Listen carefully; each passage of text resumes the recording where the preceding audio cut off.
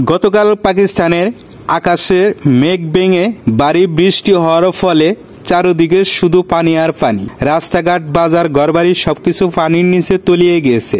এই দৃশ্যটি পাকিস্তানের এক ব্যক্তি মোবাইলে ভিডিও ধারণ করে সোশ্যাল মিডিয়ায় ছাড়ার পর থেকে এটি রাতারাতি ভাইরাল হয়ে গেছে। এক মুহূর্তে আকাশে ভেঙে নামা বৃষ্টিতে সৃষ্টি হয়েছে ভয়াবহ বন্যা। শহর থেকে গ্রাম কোথাও নিরাপদ নয়। হাজার হাজার পরিবার ঘরবাড়ি হারিয়ে এখনো আশ্রয়হীন। এই পানিতে কেউ হারিয়েছে সন্তান, কেউ হারিয়েছে মা বাবা।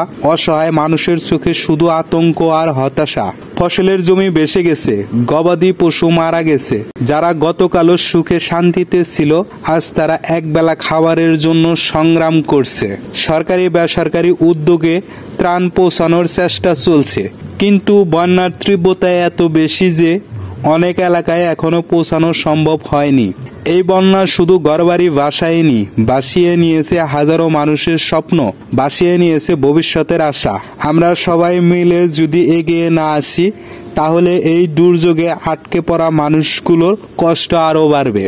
আসুন মানবিক দায়িত্বে পাশে দাঁড়াই পাকিস্তানের এই অসহায় মানুষদের, তাদের জীবনে আবারও ফিরিয়ে আনি বেঁচে থাকার আশা। ভিডিওটি জনস্বার্থে শেয়ার করে দিন।